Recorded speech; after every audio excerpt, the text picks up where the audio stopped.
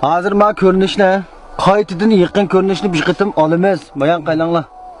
Men mikrofonni beliq tutgandek tutmayman buni. Qarab sizlar. Voy, ne qaylatsizlar? So'r g'urib keldi, g'urib. G'ura?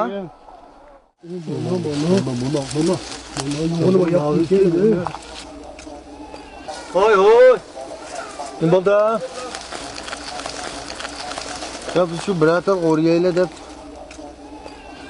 kesibdi akamiz xila. Yo'q, men bizni kesibning chopini aytdim, avo. Men kesibningmi ya? Yo'q. İşmemdim şuma.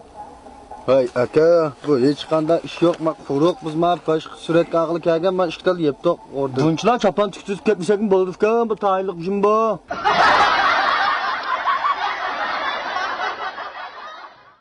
Qilsamiz yumurlari nerede kirmez? Yumurlarını yumur xas önceden sağlığında görmüşde. Yüceltmek ömürtken ya? Bayağı bir sana küçük değerli aldırmaya görürsün daha. Haras, bizde iş namını mıydı? Yumur. Yumur.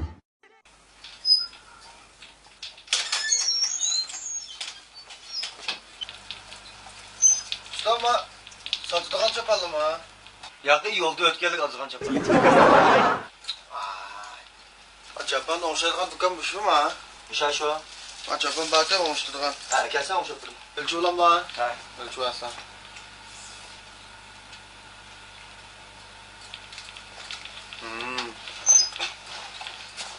Ölçep oldu mu ha? Ha? Buna ölçep oldu, ustam ne diyerek bir şey de atıl bana. Şu müşahedler kesilmez. Müşahedler kesin la. Ha. Müşahedin kesin la. Bana ayağını kadar kılmakça. Ayağını bir sınırlı pişirip sapa kılmakça.